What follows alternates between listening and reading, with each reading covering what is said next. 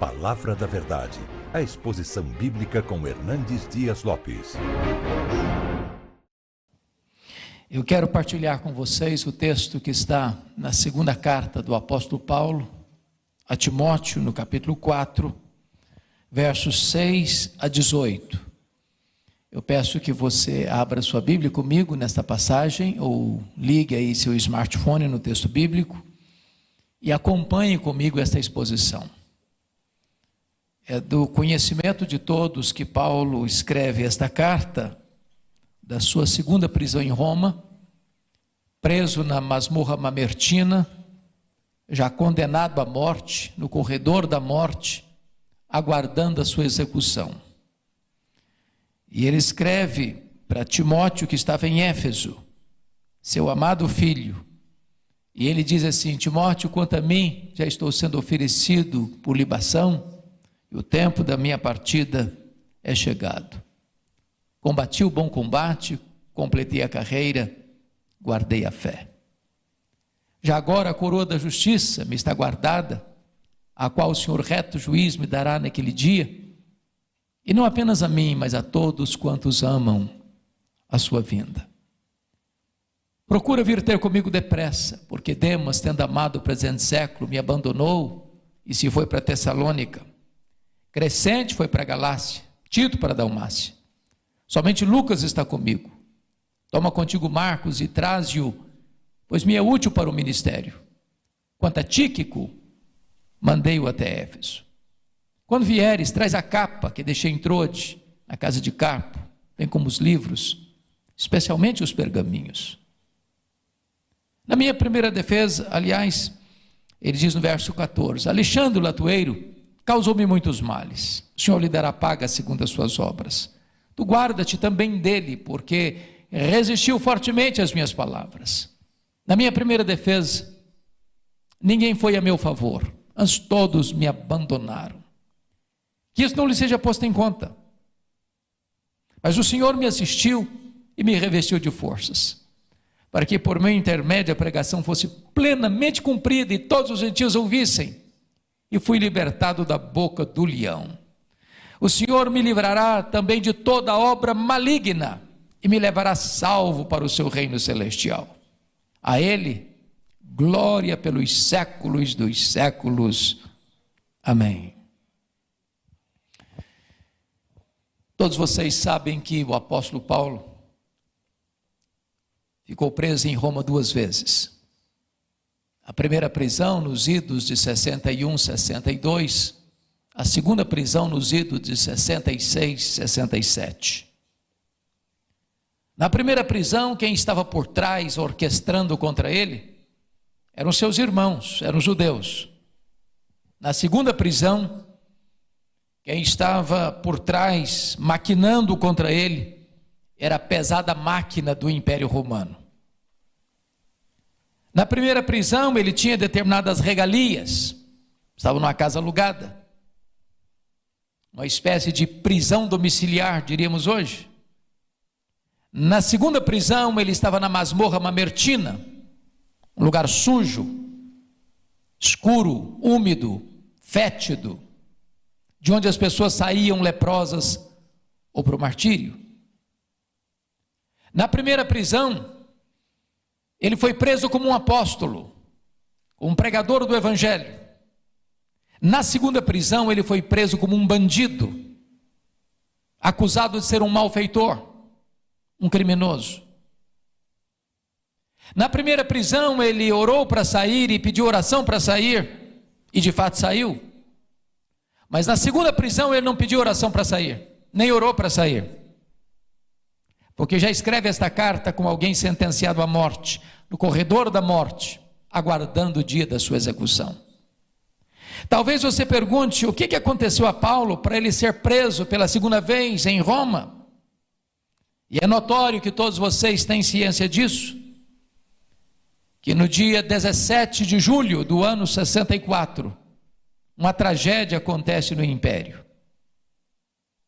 A maior cidade, a mais rica cidade, a mais populosa cidade do mundo, a chamada Cidade Eterna, capital do Império, a cidade de Roma, foi incendiada. Um incêndio arrasador, porque foram 7 noites e 6 dias de incêndio, de 17 de julho a 24 de julho. Quando o incêndio acabou, a cidade estava devastada. Das 14 regiões de Roma, 10 foram destruídas. As 4 regiões poupadas, em grande parte das chamas assassinas, eram densamente povoadas por judeus e cristãos. Isso dá a Nero um álibi para botar a culpa do incêndio de Roma nos crentes. Ele, o imperador, assistia esse espetáculo horrendo do alto da Torre de Mecenas, vestido de ator, tangendo a sua lira. É sabido que a essas alturas, Paulo era o grande líder do cristianismo no Ocidente. Ele começa a ser procurado, ele começa a ser caçado, até que botam a mão nele. Talvez em Trode, na casa de Carpo.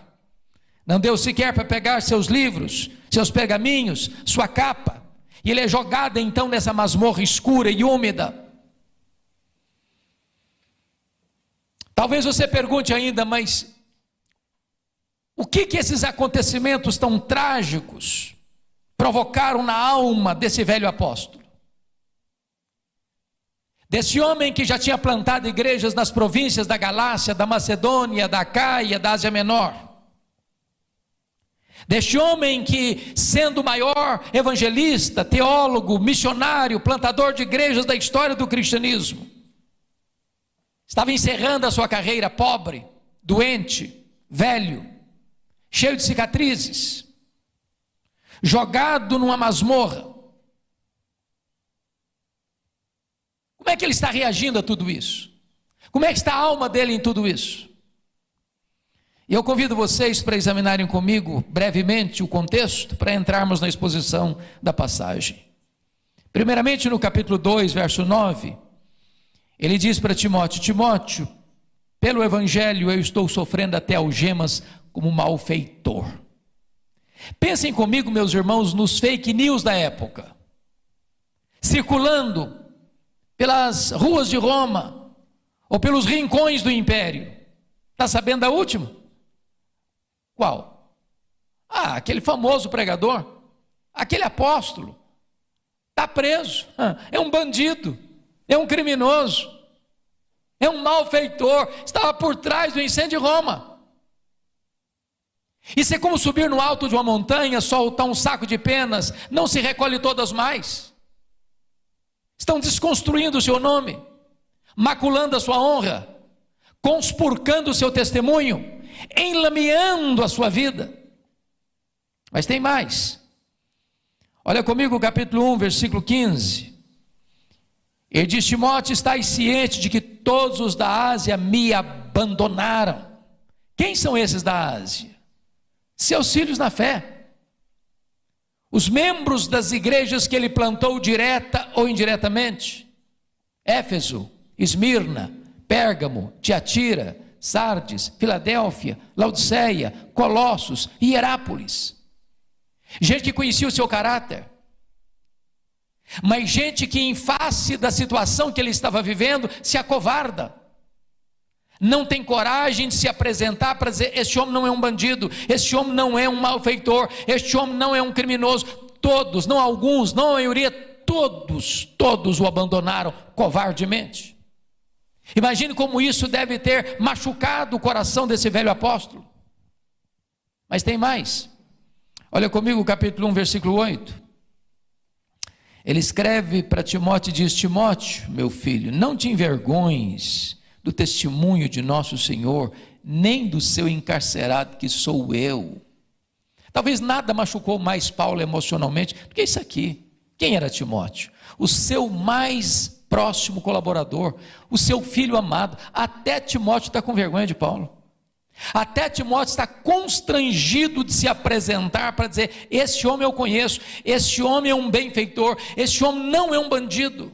Timóteo se acovarda. Mas tem mais. Olha comigo o capítulo 4, verso 16. Vocês sabem que até hoje, nas maiores e melhores universidades de direito do mundo, ainda se estuda o direito romano. Mesmo Paulo estando sob o peso de uma acusação tão grave, de ser o líder dos incendiários de Roma e preso como um malfeitor, um bandido, ele teve direito de defesa. Marcaram uma primeira audiência, marcaram uma primeira defesa para ele apresentar suas testemunhas. E quando Paulo vai para essa audiência, ele vai na expectativa de que haverá muita gente lá para dizer que ele não é um bandido, que ele não é um malfeitor. O que acontece? Olha comigo o verso 16. Na minha primeira defesa, ninguém foi a meu favor, antes todos me abandonaram. É como se ele fosse julgado à revelia. Ele não tinha ninguém que aparecesse lá para dizer: esse homem não é um malfeitor, esse homem não é um criminoso, esse homem não é um bandido. Ele colhe o fruto amargo da ingratidão. Resultado? Ele sai dessa primeira defesa, ele sai dessa audiência como alguém sentenciado à pena de morte. É o que ele escreve no capítulo 4, verso 6. Já estou sendo oferecido por libação e o tempo da minha partida é chegado. Talvez você ainda pergunte: mas o que um homem desse, nessas circunstâncias, tem a dizer para você e para mim, na abertura da 23ª edição de Consciência Cristã, em Campina Grande, transmitido para o Brasil e para o mundo? O que um homem nessa circunstância tem a dizer para você e para mim, para encorajar o nosso coração, para nos dar esperança? Num ano marcado por uma pandemia, onde a agenda do mundo parou, onde um vírus mexeu com a agenda das nações, trazendo um colapso do sistema de saúde pública e um colapso da vida financeira. Que palavras eu tenho aqui para trazer ânimo ao seu coração nesta noite? E Paulo nos ensina alguns princípios que eu gostaria de repartir com vocês. O primeiro princípio está aí no versículo 9. Ele diz para Timóteo: Timóteo, procura vir ter comigo depressa. E o princípio é esse: quando a crise bater à porta da sua vida, tenha humildade de pedir ajuda. Não fique sozinho.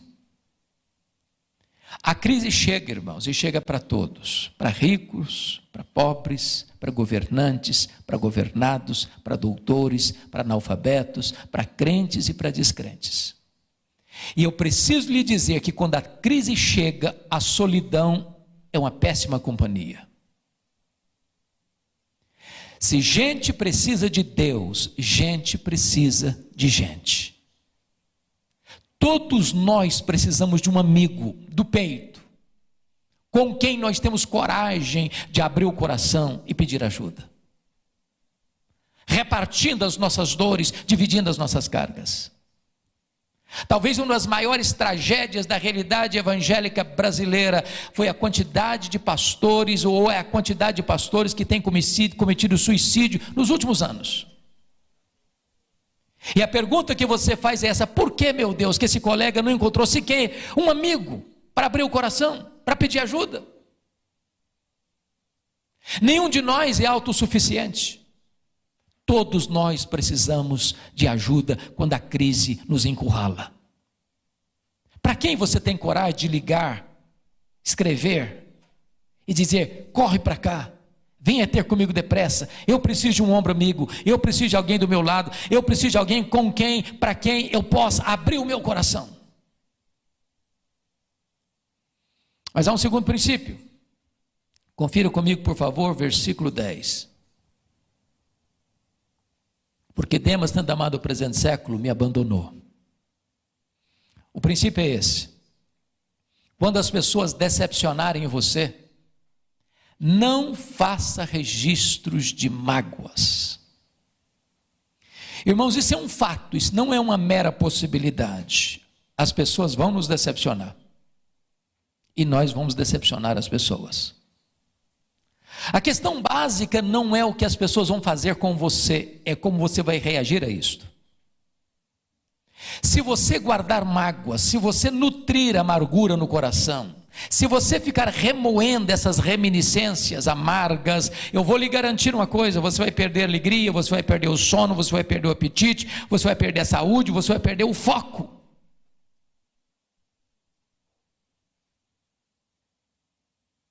Se as pessoas estão decepcionando você ou machucando você, bote o pé na estrada e continue caminhando.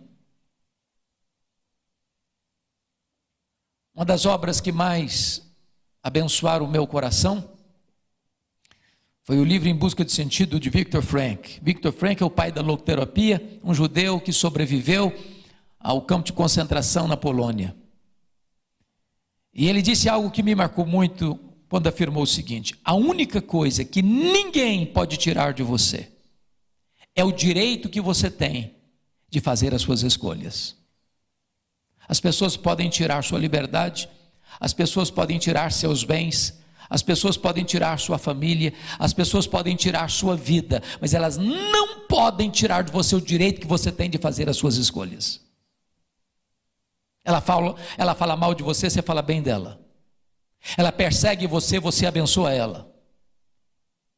Ela puxa o seu tapete e você ajuda a continuar caminhando para frente. Paulo não parou o seu ministério e nem ficou num poço de amargura pelo fato de ter sido decepcionado por Demas. Terceiro princípio. Confira comigo o versículo 11.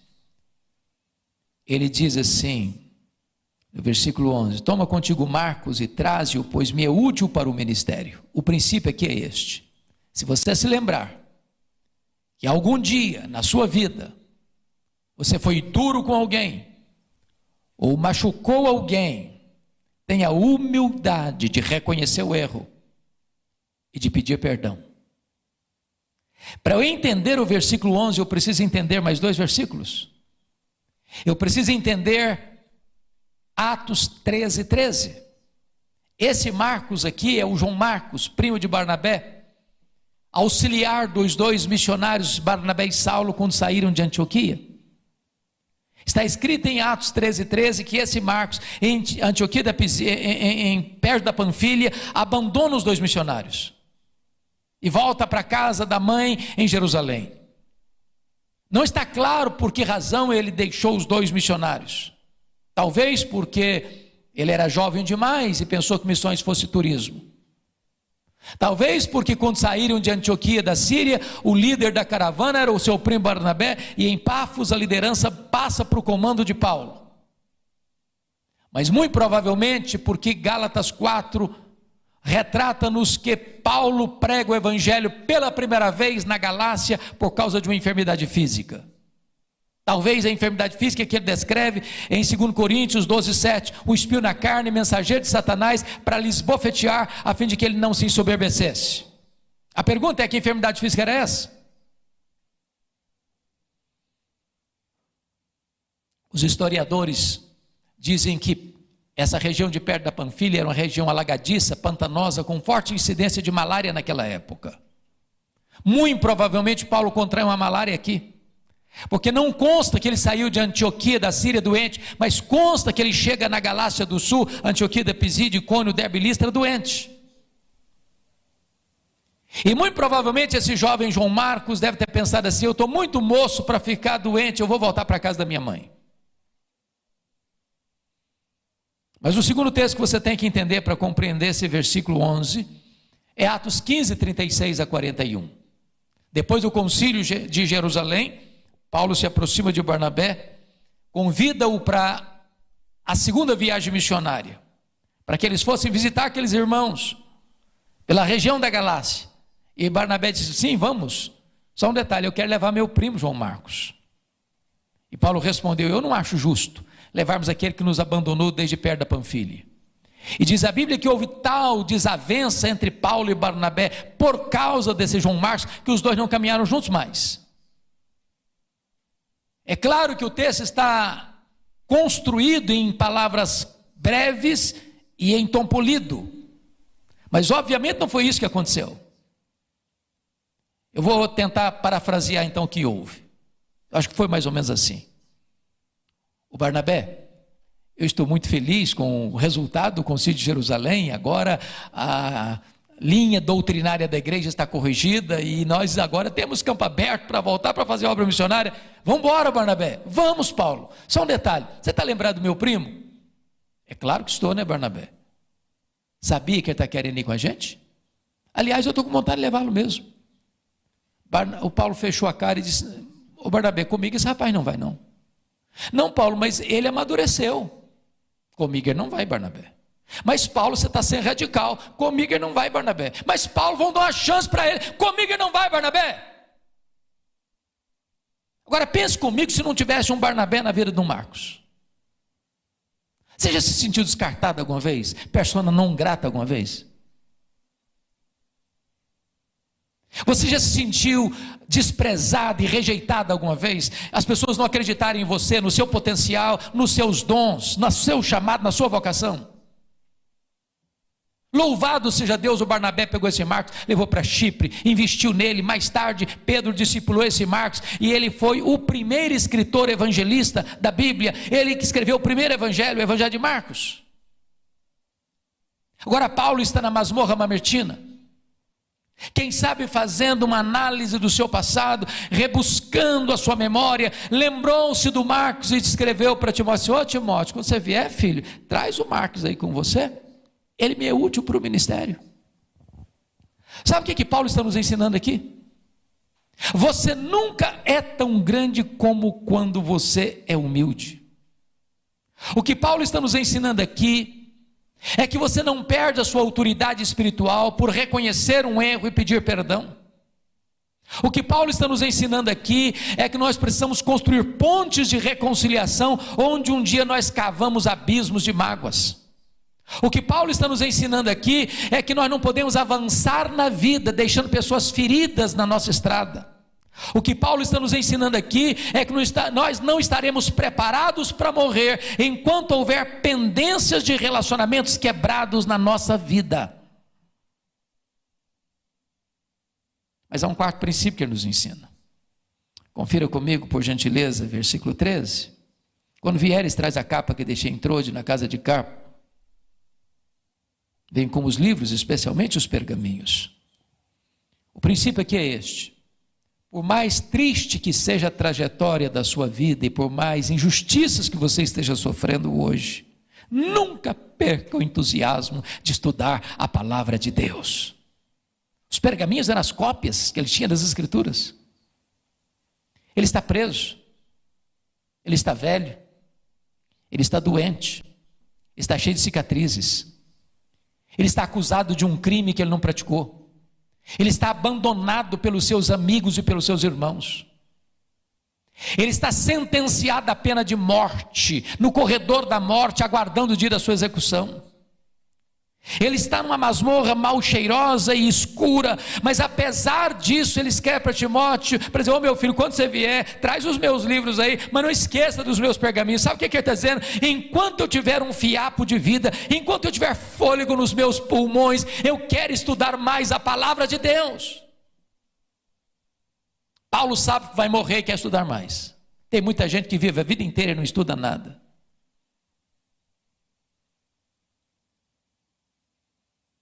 Irmãos amados, eu sou muito feliz e sou muito grato a Deus por viver nessa geração. Eu não sei se você entende isso ou compreende assim, mas eu acho que nós vivemos na geração mais privilegiada da história da humanidade. Quando eu fiz seminário nos idos de 78 a 81 em Campinas, nem o nosso livro oficial de teologia sistemática tínhamos em português. Eu era um seminarista pobre. Tudo que se publicava no Brasil eu sabia e conseguia comprar. Hoje nenhum leitor consegue manter-se atualizado com todas as obras que estão saindo. As melhores obras da teologia, da história da igreja, nós já as temos no nosso vernáculo. Você vai a uma boa livraria, hoje você tem Bíblia de estudo para criança, para adolescente, para jovem, para solteiro, para casado, para descasado, para divorciado, para empresário, para empregado, para aposentado, do jeito que você quiser. Mas nós estamos vivendo uma geração analfabeta da Bíblia. Você chega numa igreja e diz: meus irmãos, vamos abrir no profeta Abacuque. O cara começa a procurar Abacuque lá em Gênesis. Ele nem sabe que tem Abacuque na Bíblia dele. Oh, meus amados irmãos, nós precisamos redescobrir a beleza, a riqueza, a importância da Escritura e amar a palavra de Deus. Quinto princípio, olha comigo o versículo 14. Alexandre o latoeiro causou-me muitos males, o Senhor lhe dará paga segundo as suas obras. O princípio aqui é este: quando alguém deliberadamente fizer o mal contra você, não dê o troco, não revide, perdoe e entregue esta causa para Deus. Deixa eu perguntar honestamente a você: o que você faz quando as pessoas deliberadamente falam mal de você? Porque eu não creio que você seja tão santo, tão santo, tão santo a ponto de ninguém falar mal de você. Qual a sua atitude? Você dá o troco? Você paga na mesma moeda? Bom, crente não faz essas coisas, né, irmãos? Talvez você diga assim: fulano, eu não vou fazer não, mas o seu dia vai chegar. E quando o seu dia chegar, a minha vitória vai ter sabor de mel.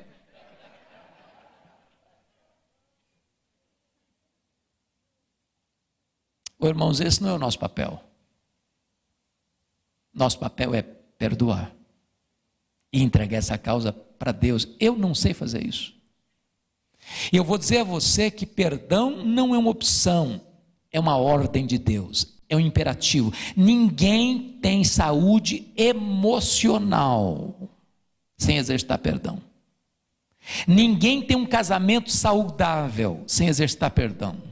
Ninguém tem uma família funcional e saudável sem exercer perdão. Ninguém tem uma igreja saudável sem exercer perdão. Nenhum homem público pode ter uma vida saudável sem exercer perdão. Agora, perdoar não é fácil, não.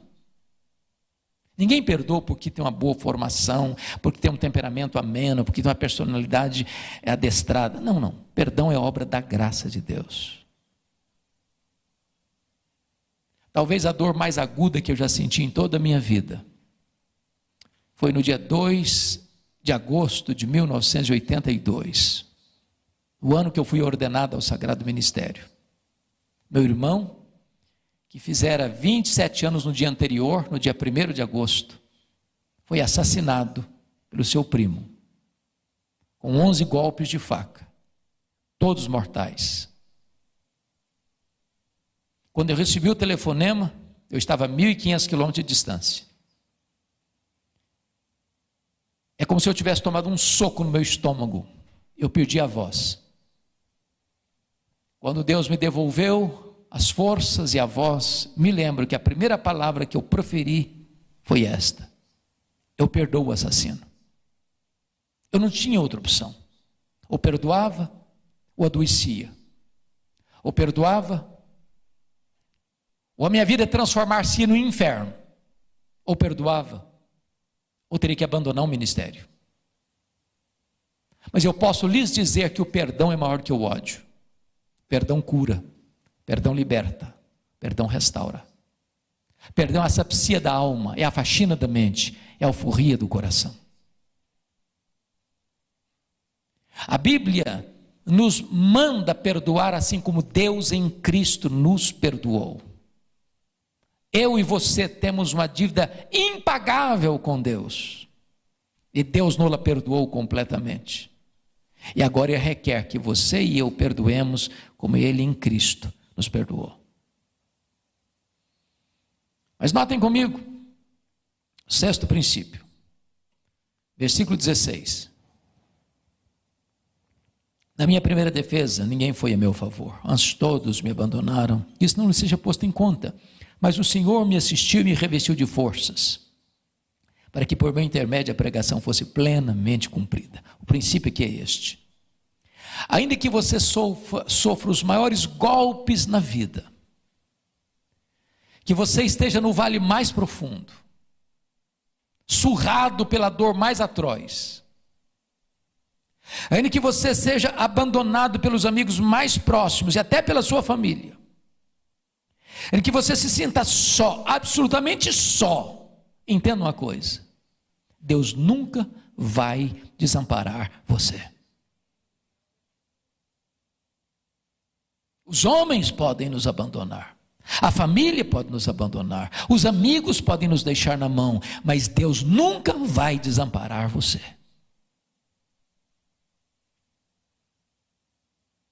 Essa é uma verdade consoladora. Os amigos podem ir com você até o portal da morte, mas não conseguem mais caminhar dali para frente. A família pode assistir você até na hora da sua despedida final. O seu dinheiro pode lhe dar um conforto até o último respiro da vida, mas dali para frente nada e nem ninguém mais pode acompanhar você. Mas Deus segurará você com a sua mão direita, guiará você com seu conselho eterno e depois receberá você na glória. Ele nunca vai deixar você.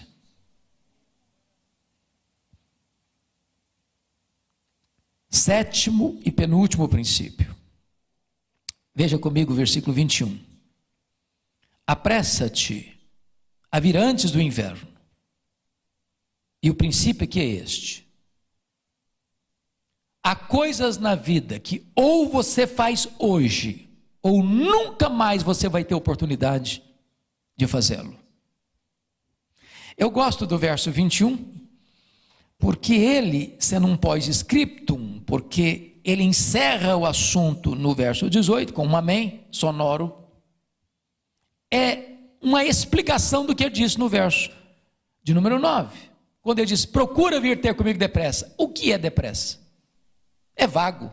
Eu não sei o que é depressa. Pode ser um minuto, pode ser uma hora, pode ser um dia, pode ser uma semana, pode ser um mês, eu não sei. Então, para que Timóteo não tivesse dúvida do que ele estava dizendo, ele disse: meu filho, quando eu quis dizer para você venha depressa, eu quis dizer venha antes do inverno. Por que isso? Porque no inverno, os 3 meses de inverno, não se navegava com segurança. O que Paulo está dizendo para Timóteo é o seguinte: meu filho, se você quer vir estar comigo, vem agora. Porque se você esperar os 3 meses do inverno passar, não adianta vir, já terei sido executado. Será tarde demais. Isso é um princípio, meus irmãos. Há coisas na vida que não podem esperar. Ou você faz hoje, ou você nunca mais vai ter chance de fazê-lo.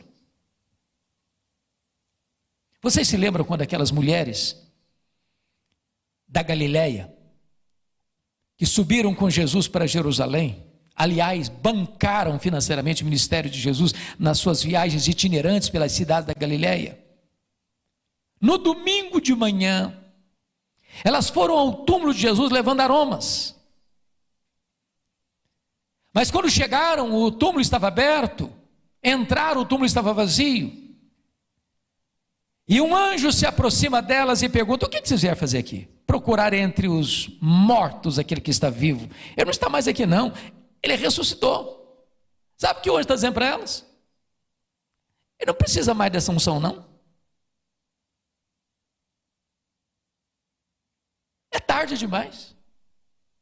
Aliás, a única pessoa que teve essa compreensão e aproveitou essa oportunidade foi Maria, irmã de Marta e Lázaro, que antecipou ungir Jesus para a sepultura. Há coisas na vida que você não pode deixar para depois. É aquele telefonema, é aquela conversa, é aquela visita, é aquele confronto, é aquela oferta que você precisa enfiar a mão no bolso e socorrer a pessoa que está precisando de ajuda. É aquele parente seu que você às vezes sabe que está doente e não vai lá ver.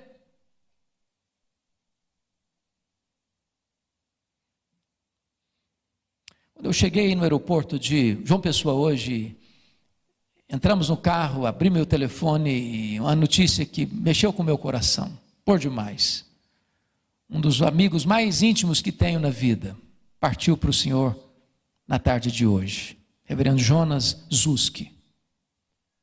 Esse homem tem um ministério único no Brasil. Eu não conheço ninguém no Brasil que tinha o ministério que ele tinha. Ele fazia mais de 200 funerais por ano. Ele tinha um ministério de consolo. Era aquele tipo de pastor que se uma ovelha dele ficasse no hospital 30 dias ele ia visitar. A igreja cresceu em grande parte pelo ministério de consolo que ele exercia na cidade. Mas uma das bênçãos que consolou meu coração é que uns 15 dias eu estava com o pastor Jeremias Pereira gravando o programa Sala de Prosa em Campinas, quando fiquei sabendo que ele passaria por uma cirurgia naquele dia. E nós largamos as gravações em Campinas e corremos para lá, para Limeira. Quando nós chegamos na portaria do hospital, disseram assim para nós: não dá mais para visitar, ele já foi para a sala cirúrgica. Falei: então queremos orar com a esposa dele. Daqui a pouco a esposa desce: não, o médico atrasou, ele ainda está no quarto, vocês podem subir para orar com ele. Foi a última vez que eu o vi, que eu o abracei, que eu orei por ele. Na nossa cultura tem coisas estranhas. Por exemplo, às vezes você sabe que um parente seu está doente, às vezes está na mesma cidade, num bairro, ou numa cidade vizinha, e você não vai lá visitar. Aí o telefone toca 3 horas da madrugada, está chovendo, a cântaros, fulano morreu, aí você sai desesperado. Não precisa agora tão desespero não, hein? Você tinha que ter ido lá antes, dar um abraço nele, orar por ele, trazer uma palavra de conforto para ele. Tem coisas que não pode esperar. Você quer ver uma coisa estranha? Na cultura brasileira, irmãos, eu nunca vi ninguém receber tanto elogio como os defuntos. Nunca vi. É uma rasgação de seda em cima do caixão. A pergunta é se aquela pessoa em vida escutou alguns daqueles elogios. Depois que a pessoa morre, não adianta elogiar, tem que elogiar enquanto está viva, enquanto ela se alegra com você. Você já percebeu que os mortos recebem mais flores do que os vivos? Não faz sentido isso. Eu fui num funeral em Vitória certa feita e contei 86 coroas de flores, contrataram um caminhão só para levar as flores. E eu fiquei do lado olhando e disse: meu Deus, para que tanta flor para o fulano? Ele não consegue cheirar um botão de rosa, mas para que tanta flor para ele? Eu conheço mulheres, esposas, que nunca receberam um buquê de flor do marido. No dia que ela morre, manda fazer uma coroa. A coitada que nunca recebeu um botão de rosas, recebe uma coroa na morte. Não faz mais sentido. Você tem que mandar flores para alguém? Manda em vida. Você tem que elogiar alguém? Elogie em vida. Você tem que socorrer alguém? Socorra enquanto é tempo. Se você tem que vir, venha antes do inverno. Mas o último princípio, eu encerro aqui, está no versículo 18, a parte B do verso. Paulo diz: a ele glória pelos séculos dos séculos, amém. E o princípio é este: a melhor maneira de você encerrar uma carreira é dando toda a glória a Jesus. Uma das coisas que mais me impressiona em Paulo, meus irmãos, ao ler o livro de Atos e estudar as suas epístolas, é perceber que se tinha um homem que podia vangloriar-se ou gloriar-se em si, esse era Paulo. Foi um gigante. Não tem explicação para o êxito do ministério dele. Aquilo não era fruto de inteligência, ou de estratégia, ou de tecnologia, de comunicação, seja o que for. É impossível você imaginar que um homem chega numa cidade como Éfeso, de mais de 300 mil habitantes, e em 3 anos, sem os meios que nós temos de comunicação, impactar a sua cidade, mudasse a estrutura da cidade e plantasse igreja em todas as regiões da província da Ásia Menor. Mas quando você vê Paulo relatando as coisas, ele nunca chamou atenção para si.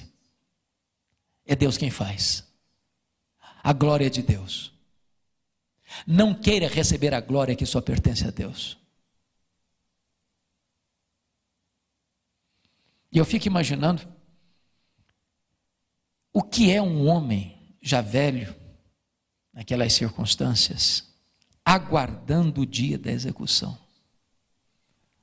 Há alguns anos, um brasileiro foi sentenciado à pena de morte num país asiático, que foi pego com drogas, uma prancha de surf. A diplomacia brasileira tentou de todas as formas reverter aquele veredito, não conseguiu. E nós, brasileiros, constrangidos, ao ver um concidadão no corredor da morte. Eu fico imaginando o dia que Paulo foi chamado pelo nome, não para receber sua liberdade, mas ser levado para a execução. Talvez enquanto está sendo levado, pôde recordar o que escreveu para Timóteo, fazendo uma avaliação do seu passado. Combati o bom combate, completei a carreira, guardei a fé. Quando a gente é moço, a gente briga até com a sombra. Entra em combate que não tem nenhum resultado positivo.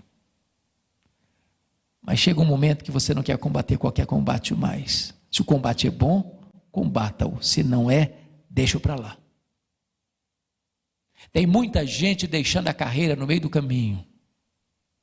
Quando Paulo estava indo para Jerusalém, ele diz: em nada considero a vida preciosa para mim mesmo, quanto que eu complete a minha carreira. Agora não é mais alvo de vida, agora é testemunho de vida. Eu completei a carreira.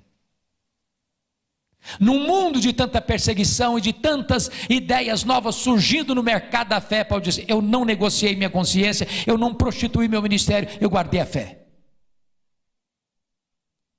Ele chega para Timóteo e diz: Timóteo, eu quero dizer para você que na minha avaliação que eu faço do presente, eu já estou sendo oferecido. Roma vai me matar. Mas não é Roma que vai me matar, não, sou eu que vou me entregar. E não vou me entregar para Roma também não, porque eu não sou prisioneiro de Roma, eu sou embaixador em cadeia, sou prisioneiro de Cristo, então eu vou me oferecer para Deus. E também não vou morrer não, eu vou partir. Eu estou indo para a casa do Pai.